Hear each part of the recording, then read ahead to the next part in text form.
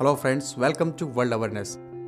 साल 2022 के अंत में इंडियन डिफेंस मिनिस्ट्री के द्वारा एक रिपोर्ट को पब्लिश किया गया है, जिसमें ये बताया गया है कि इस साल के अंत तक इंडियन नेवी के द्वारा कई सारे एडवांस टेक्नोलॉजी के वेपन्स को इंडक्ट किया गया है।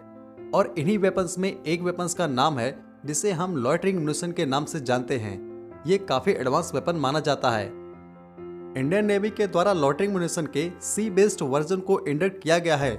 ये जो लॉयटरिंग म्यूनिशन है वो लोकली प्रोड्यूस किए गए हैं या फिर किसी फॉरेन कंट्री से इंपोर्ट किए गए हैं, ये इस रिपोर्ट में नहीं बताया गया है। हम आपको बता दें कि आखिर ये लॉयटरिंग म्यूनिशन कहते किसको हैं। तो लॉयटरिंग म्यूनिशन एक तरीके का ड्रोन होता है जो अपने टारगेट पे जाके पहले कुछ समय तक इधर उधर घूमता है और ये कंफर्म करता है कि ये वही टारगेट है जिसको उसे डिस्ट्रॉय करना है। और जैसे ही वो कंफर्म कर लेता है कि ये वही टारगेट है तो वो उस टारगेट को फिर डिस्ट्रॉय कर देता है। और ये लॉयटरिंग म्यूनिशन उस टारगेट को डिस्ट्रॉय करने के लिए खुद ही जाके उसमें टकरा जाता है और अपने टारगेट को डिस्ट्रॉय कर देता है। इसीलिए इसे कामकाजी ड्रोन्स या फिर सुसाइड ड्रोन्स के नाम से जाना जाता है।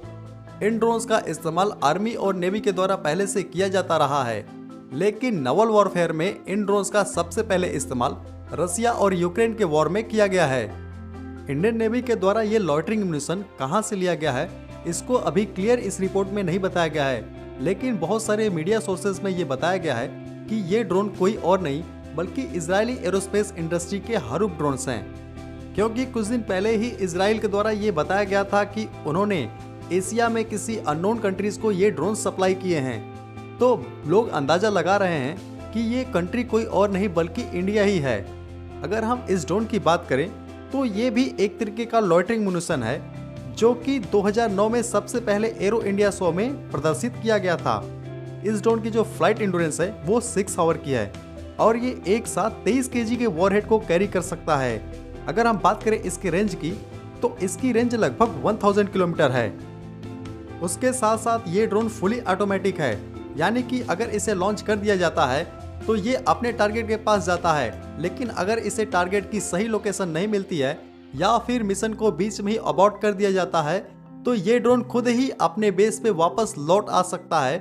इसके पास इतनी कैपेबिलिटी मौजूद है। इस ड्रोन में अपने टारगेट को पहचानने के लिए day and night electro optical infrared Sikar लगे हुए हैं जो अपने टारगेट को आसानी से पहचान सकते हैं। और उसके साथ ही साथ इसके फ्रंट में एक कैमरा भी लगा हुआ है जो इसे 360 डिग्री की कवरेज प्रोवाइड करता है। ये ड्रोन्स किसी हाई वैल्यू टारगेट को ही डिस्ट्रॉय करने के लिए इस्तेमाल किए जाते हैं, लेकिन इनकी सबसे बड़ी विशेषता ये है कि इन ड्रोन्स को एक यूएवी और एक मिसाइल दोनों की तरह इस्तेमाल किया जा सकता है। अगर हम किसी टारगेट को डिस्ट्रॉय करना चाहते हैं तो ये ड्रोन्स उन पे गिर के उन्हें डिस्ट्रॉय कर देते हैं, जिससे कि ये एक मिसाइल का काम करते हैं। अगर हम इन ड्रोन्स का इस्तेमाल एक यूएवी की तरह करें तो ये ड्रोन्स एक यूएवी की तरह आसानी से सर्विलांस कर सकते हैं, क्योंकि इन ड्रोन्स में एक इंफ्रारेड सीकर और एक 360 डिग्री का कैमरा लगा हुआ है जो कहीं की भी इमेज को हमें प्रोवाइड कर सकता है। अब हम आपको ये बता दें कि इन ड्रोन्स को इस्तेमाल करने का सबसे बड़ा फायदा क्या है। तो इन ड्रोन्स को इस्तेमाल करने का सबसे बड़ा फायदा ये है कि इन ड्रोन्स की मदद से हम किसी भी एयर डिफेंस सिस्टम को पेनिट्रेट कर सकते हैं या फिर उसे भी डिस्ट्रॉय कर सकते हैं, क्योंकि इन ड्रोन्स की जो साइज है वो काफ़ी छोटी है, जिससे कि ये किसी रडार की पकड़ में नहीं आते हैं और किसी भी एयर डिफेंस सिस्टम को आसानी से पेनिट्रेट कर सकते हैं। उसके बाद ये दुश्मन की टेरिटरी में घुस जाएंगे और किसी भी हाई वैल्यू टारगेट को आसानी से डिस्ट्रॉय कर देंगे। इसी कैपेबिलिटी के कारण इन्हें इंडियन नेवी के द्वारा परचेस किया जा रहा है, क्योंकि जिस प्रकार से ये किसी भी एयर डिफेंस सिस्टम को चकमा दे सकते हैं तो वैसे ही ये किसी शिप के एयर डिफेंस सिस्टम को भी पेनिट्रेट कर सकते हैं।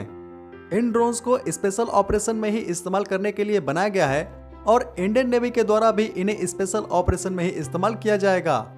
हालांकि इंडियन नेवी के द्वारा ये नहीं बताया गया है कि उन्होंने इस ड्रोन्स के या लॉयटरिंग म्यूनिशन के कितने यूनिट को परचेस किया है, लेकिन ये बात पूरी तरीके से कंफर्म है कि इंडियन नेवी के द्वारा इन लॉयटरिंग म्यूनिशन को इंडियन नेवी में इंडक्ट करना शुरू कर दिया गया है। तो आज की वीडियो को मैं यही खत्म करता हूँ। जय हिंद।